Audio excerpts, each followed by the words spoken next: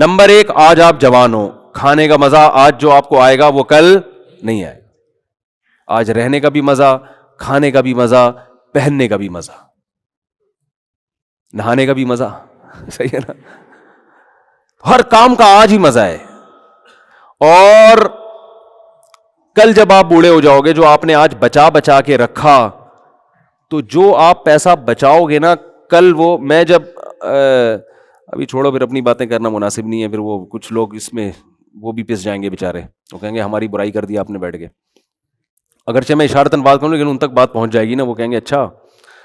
تو اب دیکھو، ایک صاحب تھے، انہوں نے مجھے کہا کہ مجھے جوان لڑکے تھے، مجھے بار بار یہ کہہ رہے تھے کہ میں یہ انویسٹ کر رہا ہوں، میں یوں کروں گا اور پھر 20 سال کے بعد اس کا پروفٹ آئے گا. تو میں نے کہا یار آپ ابھی ماشاءاللہ ینگ ہو، ابھی آپ اچھی گاڑی رکھو، ٹھیک ہے نا، ابھی آپ اچھا کپڑا پہنو، ابھی آپ اچھی خوراک کھاؤ. اللہ نے یہ ساری ضرورتیں پوری کرنے کے بعد اللہ نے مزید اگر پیسہ دے دیا تو تھوڑا بہت رکھ لو کل کے لیے. تو پہلا فالٹ کیا ہے کہ کل میں کا یقین نہیں ہے. کراچی کا کوئی ٹرک اللہ نہ کرے کچل کے چلا جائے تو اسٹیکر بن کے سڑک پہ چپک جاؤ گے، کیونکہ ایسے ٹرک ہیں یہاں پہ. اچھا، ان کو نظر بھی نہیں آ رہا ہوتا، یہ بائکوں والے، ان کو اتنے اوپر ان کے گلاسز ہوتے ہیں نا پیچھے دیکھنے کے لیے کہ وہ بائکوں والے نظر نہیں آتے ان کو. تو کل کا یقین نہیں ہے. اور دوسری بات یہ ہے کہ آج جو ہے نا آپ کی، وہ آئندہ کل سے کھانے کے لحاظ سے زیادہ اچھی ہے، تو اس لیے آج ہی کھا لو. کیا خیال ہے؟ تو بچانے کا جو کانسیپٹ ہے نا، بچانے کا، شریعت کا بالکل الٹ ہے. ہم بچانا اس کو سمجھتے ہیں کہ آج نہیں کھایا کل کے لیے رکھ دیا. اسلام اس کو بچانا نہیں کہتا، اسلام اس کو ضائع کرنا کہتا ہے. اسلام کہتا ہے جو پیسہ آپ کا تھا آپ پہ لگا ہی نہیں تو وہ آپ کا ہے ہی نہیں. بچانا یہ ہے نبی کیا ہے بچانا؟ حدیث میں آتا ہے رسول اللہ صلی اللہ علیہ وسلم گھر تشریف لائے، امی عائشہ سے آپ صلی اللہ علیہ وسلم نے پوچھا کہ کچھ کھانے کو ہے؟ انہوں نے فرمایا کہ ایک ہدیہ آیا تھا ہمارے گھر میں، کچھ بکری کا پایا تھا یا کیا تھا، تو میں نے سارا صدقہ کر دیا، ایک تھوڑا سا کھر اس کا بچ گیا ہے. کچھ مجھے پورے الفاظ یاد نہیں ہے حدیث کے، مفہوم بیان کر رہا ہوں، باقی سارا کیا کر دیا؟ صدقہ. دیکھو ایسی کنڈیشن میں ہماری کیا حالت ہوتی ہے، ہم کہتے ہیں یہ کوئی صدقہ سینٹر کھولا ہوا ہے تم نے، یہی ہوتا نا. وَلَا يَحُضُّ عَلَىٰ طَعَامِ الْمِسْكِينِ، قرآن کہہ رہے جس کا آخرت پر ایمان نہیں ہوتا وہ کھانا کھلانے کی ترغیب نہیں دیتا، وہ بیوی کو بھی ترغیب نہیں دیتا کہ بیگم تم نے کیا خیراتی ادارہ کھول کے رکھا ہے، وہاں سے ہدیہ آیا اور تم نے اٹھا کے صدقہ کر دیا. لیکن ہمارے نبی کا چونکہ آخرت پر ایمان تھا، نہ صرف یہ کہ اس پر آپ کو غصہ نہیں آیا بلکہ آپ نے اپریشیٹ کیا، اور ایسے خاندانی طریقے سے اتنے زبردست الفاظ سے امی عائشہ کی حوصلہ افزائی کی، حالانکہ اب کھانے کو آپ کے پاس نہیں ہے، اتنا سا بچ گیا ہے. تو آپ نے فرمایا کہ اے عائشہ تم جو یہ کہہ رہی ہو کہ سارا صدقہ کر دیا، بچا صرف یہ ہے؟ فرمایا نہیں، بچا وہ ہے جو صدقہ کر دیا، یہ ختم ہونے والا ہے. میں سمجھا پا رہا ہوں اپنی بات؟ تو جس کا آخرت پر ایمان ہوتا ہے وہ کھانا کھلانے کی ترغیب دیتا ہے. کھانا تو محض ایک علامت ہے، مقصد لوگوں کی ضرورتیں پوری کرنے کی ترغیب خود بھی کرتا ہے، دوسروں کو بھی ترغیب دیتا ہے. تو آج گھروں میں یہ چیزیں کیا ہو گئی ہیں بھائی؟ ختم. بچپن سے بچوں کو پیسہ کمانا سکھایا جا رہا ہے، خرچ کرنا نہیں. گلک خرید کے دے دیتے ہیں ان کو. گلک ہوتا ہے نا، ابھی کیا کہتے ہیں آج کل نئی زبان میں اس کو، ہم تو گلک کہتے تھے، گلک ہی کہتے ہیں کہ اس میں جمع کرو، اس میں جمع کرو، اس میں جمع کرو، اس میں جمع کرو. کمیٹیاں ڈال رہے ہیں، کمیٹیاں ڈال کے پھر نکلے گی. اور عجیب بھکاری پن ہے یار، میرے پاس عجیب قسم کے بھکاری آتے ہیں، میرا دل چاہتا ہے میں ان سے پیسے مانگوں. حقیقت ان کے حالات سے پتہ چلتا ہے کہ جی وہ زکوٰۃ کے پیسے آپ کے پاس آئے ہوئے ہوں گے تو اتنے روپے چاہیے، کیا کرنا ہے، یہ ضرورت ہے، فلانی ضرورت ہے، یہ ضرورت ہے. تو میں کہتا ہوں آپ کی تو اتنی تنخواہ ہے؟ کہتے ہیں وہ ہم نے کمیٹی ڈالی ہوئی ہے، اصل میں آڑے وقت کے لیے. جس آدمی نے کمیٹی ڈالی ہوئی ہے اس کا مطلب اس کے پاس تون بھرنے کے لیے ضرورت سے زیادہ ہے، تبھی تو نکل رہی ہے کمیٹی کے لیے پیسے نکل رہے ہیں. تو میں بھی بہت ڈھیٹ ہوں الحمدللہ اس معاملے میں، اللہ نے مجھے بڑا ڈھیٹ بنایا ہے. میری جیب سے پیسہ نکالنا آسان نہیں ہے، یہ بتا دوں. آپ سمجھ رہے اتنی سخاوت تو مفتی صاحب کے پاس جب جا کے مانگو ایک دم نوٹوں کی گڈی نکال کے دیں گے. بھیکاری کے لیے میری جیب سے نکلنے کے اصول بہت سخت ہے. اپنی مرضی سے دے دوں تو کوئی مستحق نہیں بھی ہو، اپنے پیسے اگر دینا چاہے انسان، دوسروں کی امانتیں تو غیر مستحق کو نہیں دے سکتا میں، اپنے پیسے مستحق نہیں بھی ہے لے جا بھائی. لیکن آپ ٹرائی کر کے دیکھ لیں، 1 کروڑ روپے میرے پاس پڑے ہوئے ہوں اور آپ آگے مانگ کے نکلوانے کی کوشش تو کر کے دیکھیں. ایسا آپ کا خاندانی قسم کا انٹرویو ہوگا کہ آپ بولو گے ایسا تو ہم جب فوج میں بھرتی ہونے کے لیے گئے تھے نا، ISSB کا امتحان دیا تو اس وقت بھی ایسا انٹرویو نہیں ہوا تھا. کیوں لے رہا ہے بھائی تو پیسے؟ ایک صاحب آئے کہ مجھے بہت شدید ضرورت ہے، میں بالکل یہ ہو رہا ہوں، اور بہت ایسے واقعی بڑی ضرورت تھی، ان کو بیماری چل رہی تھی، کوئی پتہ نہیں کینسر تھا کیا تھا، اور اب میں بہت پریشان ہوں تو مجھے اتنے لاکھ روپے چاہیے اور واقعی ضرورت تھی. تو آپ کوئی زکوٰۃ سے بھی تعاون کر دیں یا صدقے سے کر دیں. یہ ہے جو کل جن کے ہاں کل کا مفہوم بالکل کیا ہے، چینج ہے. ادھر نبی کی حالت کیا ہے، اپنی ضرورت قربان کر کے کل کے لیے امی عائشہ نے دے دیا تو حوصلہ افزائی کر رہے ہیں، چلو آج بھوکے رہ جاتے ہیں، کل اللہ ہمارا پیٹ بھر دے گا. حدیث میں آتا ہے نا، نبی صلی اللہ علیہ وسلم نے فرمایا قیامت کے دن اللہ اعلان کرے گا، کہاں ہیں وہ لوگ جب میں بھوکا تھا تو انہوں نے مجھے کھلایا، جب میں پیاسا تھا تو انہوں نے مجھے پلایا.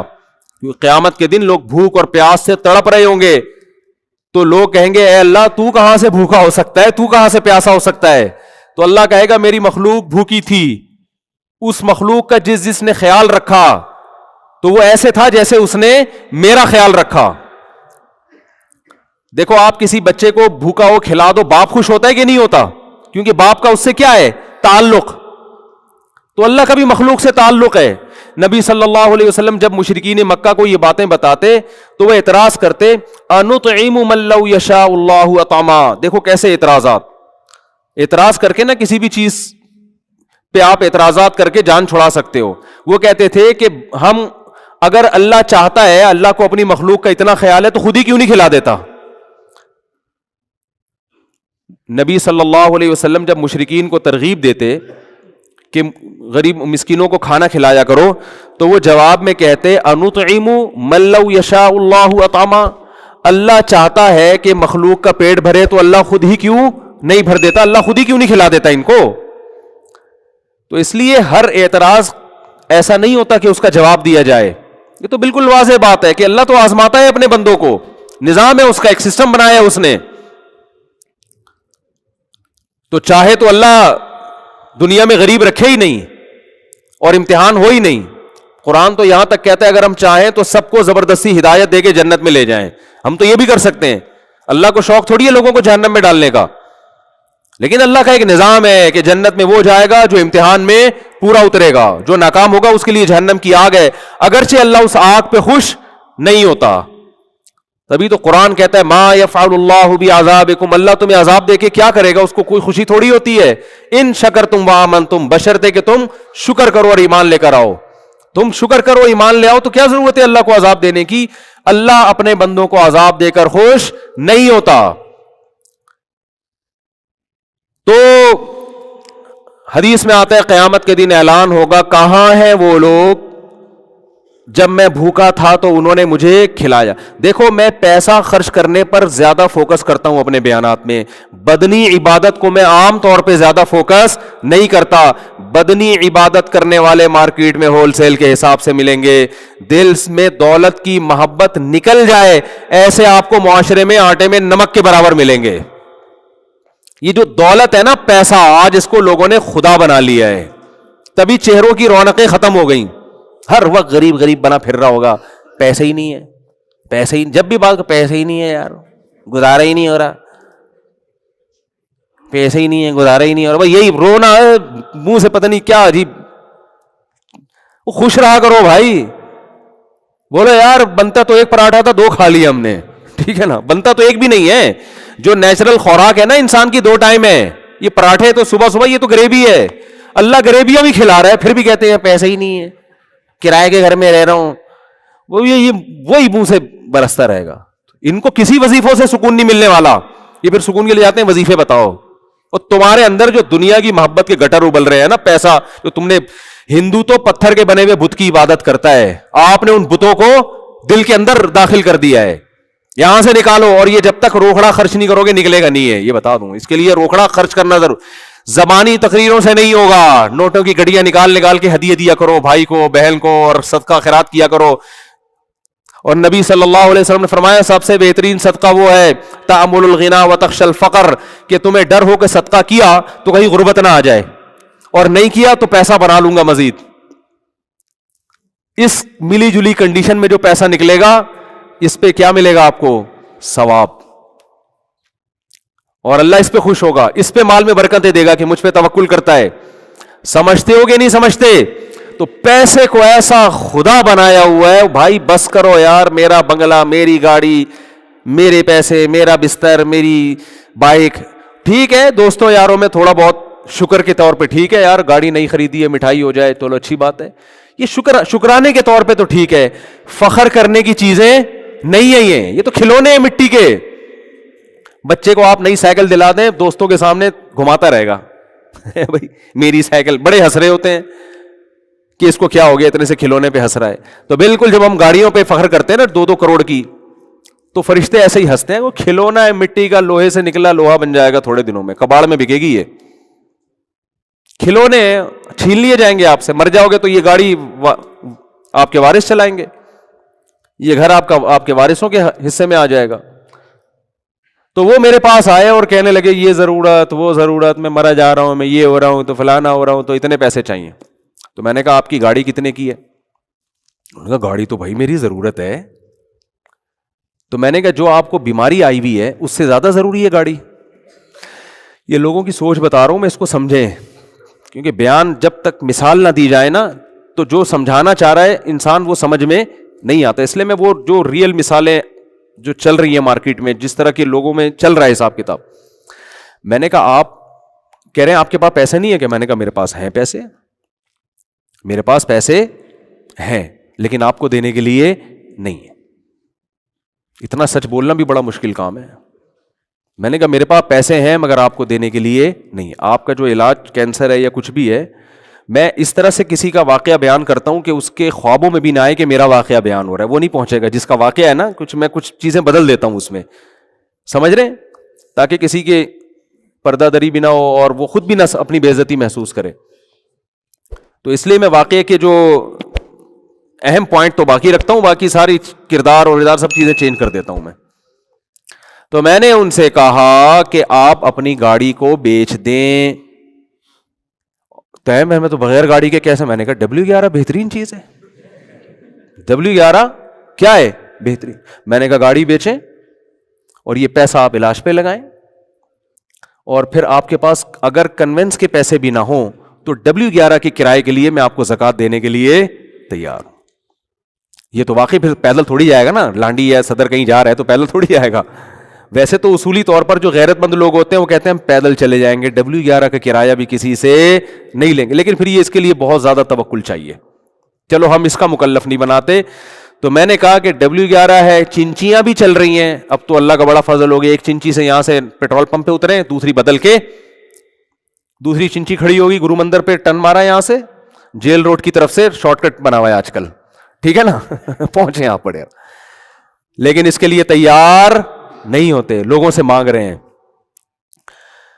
अल्लाह की एक आदत है कि जिसने मखलूक के सामने एक दफा हाथ फैला लिया ना, तो बस दुनिया में हमने देखा है कि फिर वो फैलाता ही रहता है।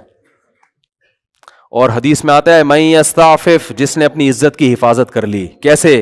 कि हाथ नहीं फैलाऊंगा किसी के सामने, इसको कहते हैं इज्जत की हिफाजत। लोग कहते हैं ना यार आज तक इस आदमी ने मांगा नहीं है कभी, अच्छा लगता है ना ये जुमला, वरना कभी ससुर से पैसे मांग रहा है, कभी सालों से मांग रहा है, कभी किससे मांग रहा है, कभी किससे मांग रहा है, तो मंगता बना रहता है। तो मैंने उनसे कहा कि आप अपनी गाड़ी बोलो बेचें। इधर एक साहब किसी के 1.5-2 करोड़ रुपए लेके भाग गए, तो मुझे कहने लगे मैं कहां से दूं भाई, मेरे पास तो पैसे ही नहीं है, मैं जिससे मैंने कर्जा लिया हुआ मैं तो दे ही नहीं सकता, तो मेरी मदद करें। मैंने कहा आप बिल्कुल दे सकते हैं। मैं कहां से दूं? मैंने कहा अपना घर बेचो, दे दो उसके 1.5 करोड़। कह रहे घर बेच के रोड पे आ जाओ। मैंने कहा रोड पे नहीं आएंगे आप किराए पे ले लें घर। میں نے کہا پھر اگر کرائے پہ بھی پورا نہیں ہوتا, کرایہ بھی جیب سے نہیں نکل رہا, تو پھر ہم آپ کے ساتھ انشاءاللہ تعاون بولتے کیوں نہیں کریں گے, کیونکہ گھر بیسک ضرورت ہے انسان کی, روڈ پہ تو نہیں رہ سکتا نا. پیسے پہ سانپ بن کے بیٹھے ہوئے ہیں اور کہتے ہیں یہ جو قرض دینے والا مجھ سے پیسے مانگ رہا ہے, اور دیکھو میرا خیال بھی نہیں ہے, میں غریب آدمی ہوں. غریب کہاں سے ہے؟ 240 گھر کا 200 گز کا گھر لے کے بیٹھا ہوا ہے, 3 اسٹوریاں بنی ہوئی ہیں اس کے اوپر, بیچ بھائی اس کو. تو کہہ رہے نہیں یہ میں کہاں جاؤں گا, یہ آپ کا ہیڈک نہیں ہے, یہ اس کا ہیڈک نہیں ہے جس نے آپ کو پیسے دیے کہ آپ کہاں جائیں گے. اس کے 1.5 کروڑ حلال کر دیے جو آپ پر حرام تھے, اس کو نصیحتیں کی جا رہی ہیں. تو میں نے کہا بھائی ابھی دے دو تو آسانی سے نکل آئیں گے, ورنہ قیامت کے دن جو ہے نا یہ 1.5 کروڑ میں تمہاری جتنی نمازیں اور جتنے تبلیغ کے چلے اور 4 مہینے اور جتنے حج, یہ سارے نکل جائیں گے. پھر وہ ابھی آسانی سے معاملہ چھوٹ جائے گا. نبی صلی اللہ علیہ وسلم تو جنازہ نہیں پڑھاتے تھے جو کسی کے پیسے لے کے دنیا سے چلا جاتا تھا کہ قرض ہے اس کے اوپر. آپ نے فرمایا شہید کا ہر گناہ معاف ہوتا ہے مگر قرض شہید کا معاف نہیں ہوتا. کسی نے کاروبار میں پیسے لگائے, آپ کھا گئے, تو یاد رکھو شہادت بھی ملے گی تو یہ معاف نہیں ہوگا, پیسے دینے پڑیں گے آپ کو.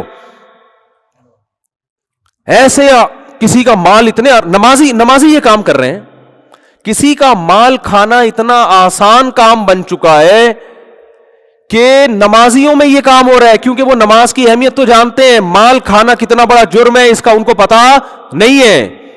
تو میں جو اپنے بیانات میں بدنی عبادت سے زیادہ پیسوں کی ترغیبات جو دیتا ہوں نا, خرچ کرو, اس کی وجہ یہ ہے کہ اللہ کو دنیا کی محبت پسند نہیں ہے. اللہ چاہتے ہیں اس کو مسافر خانہ سمجھو. مسافر خانہ آپ سمجھتے ہو یا نہیں سمجھتے, اس کا آپ کے نمازی یا حاجی ہونے سے پتا نہیں چلتا, اس کا آپ کا صدقات و خیرات سے اور آپ دوسرے کا حق ٹائم پہ ادا کرتے ہو یا نہیں کرتے, اس سے پتا چلتا ہے. لوگ کیا کرتے ہیں, پیمنٹ کا ٹائم آ گیا, 1 تاریخ کو پیمنٹ کرنی ہے آپ نے, لیکن آپ کہتے ہو کہ چونکہ مانگ نہیں رہا تو کیوں نہ اس سے فائدہ اٹھا کے ان پیسوں کو میں کسی بزنس میں لگا دوں, تھوڑے دن بعد اس کو واپس کر دوں گا. یہ بھی لالچ ہے, ہوس ہے کہ اگلے کا پیسہ آپ نے ادا کرنا ہے اور آپ اس سے کیا کر رہے ہو. جیسے بینک میں آپ پیسہ چھوڑ دو تو سود کماتا رہتا ہے نا, بینک تو خوش ہوتا ہے نا. دیکھو بینک آپ کو سہولت دیتے ہے جب چاہو پیسے نکال دو, لیکن خوش نہیں ہوتا کہ آپ پیسے نکالو. بینک آپ کو سہولت دیتا ہے, آپ کے 1 کروڑ ہیں, 10 کروڑ ہیں, 20 کروڑ ہیں, جب آپ چیک لے کے پہنچ جاؤ گے بینک پابند ہے قانوناً کہ آپ کو بولو نا دے, لیکن خوشی اس پہ ہوتی ہے کہ دے مانگو آپ, خوشی اس پہ ہوتی ہے کہ آج کے بجائے کل لے لو, تو کیونکہ جتنے دن پڑا رہے گا اس سے پیسہ کمائے گا آپ کے پیسے سے. تو آج تاجروں کا بھی یہی حال ہے کہ جو ایگریمنٹ ہوا تھا اس ایگریمنٹ پہ پیسے نہیں دیتے, اگر مانگنے آ جائے تو پریشان ہوتے ہیں, ٹرخاتے ہیں, ٹہلاتے ہیں, کل پرسوں, ان کو پتا ہے کہ جتنے دن پڑا رہے گا بزنس میں لگا رہے گا. یہ نیچ حرکت ہے, گھٹیا حرکت ہے, یہ اس کی علامت ہے. آپ نے ان دیواروں اینٹوں سے دل لگا لیا ہے. بھائی خاندانی طریقے سے پیسے کماؤ, 2 پیسے جو عزت کے ساتھ ہوں وہ زیادہ بہتر ہے اس قارون کے خزانے سے جو لوگوں کا پیسہ آپ زبردستی اپنے پاس گھما رہے ہو. اسلام میں سب سے پہلے جان کی حفاظت, اس کے بعد عزت کی حفاظت, تیسرے نمبر پہ پیسے کی حفاظت ہے. اور آج ہماری نظر میں سب سے پہلے پیسہ ہے, اس کے بعد جان ہے, عزت گئی. بولو بھائی, وہ اگر بچ جائے تو ٹھیک ہے, نہیں بچے تو عزت ذلت سے کیا ہوتا ہے بھائی. 2 گالیاں سنا دے گا نا, بول دے گا بھائی اتنی بڑی داڑھی رکھ کے پیسے نہیں دے رہا, یہ بول دے گا نا, تو یہ تو سنتے رہتے ہیں, اپنے سسر صاحب سے سنتے رہتے ہیں اس طرح کی تانے. ہم عزت دار آدمی کی نظر میں یہ تانا بہت خراب ہوتا ہے. عزت دار آدمی جو ہے نا, اس کو یہ تانا کہ کوئی آپ پر یہ الزام لگا دے کہ آپ نے اس کے پیسے کھائے ہوئے ہیں, اس کی نظر میں شرم سے ڈوب مرنے کا مقام ہوتا ہے یہ کہ بھائی میرے پر یہ الزام کیسے لگ گیا. میں ایک سبزی والے کا واقعہ سناتا ہوں نا اکثر,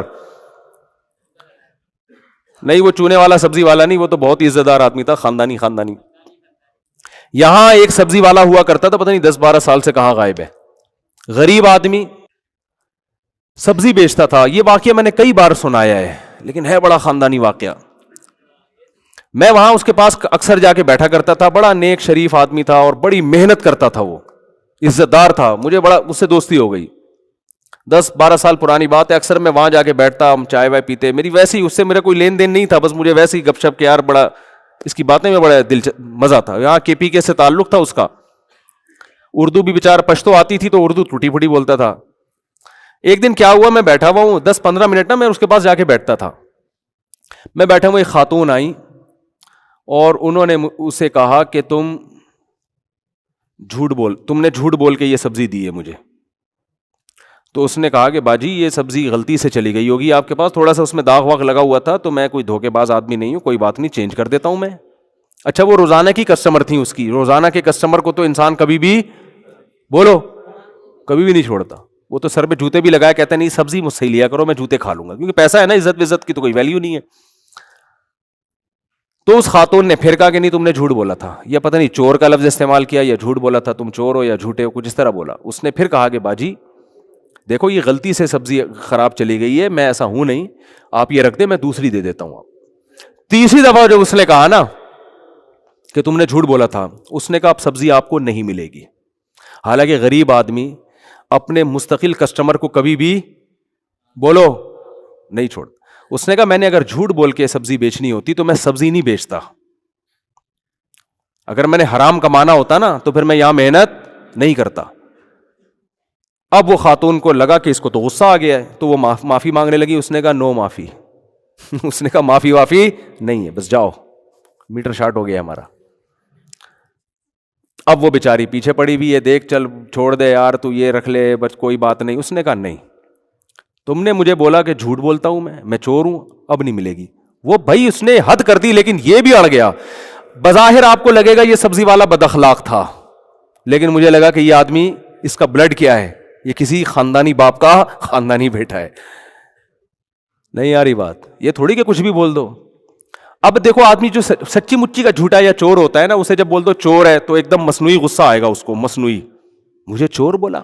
اندر اندر سے خوش ہو رہا ہوگا کہ آپ جیسے ایک وہ چور کو پکڑ کے لایا گیا نا عدالت میں, تو جج نے غصے سے اس کو بولا کہ تم نے کمبخت اتنی خوبصورتی سے اتنے روپے چرائے ہیں کہ کسی کو کانوں کان بھی خبر نہ ہوئی.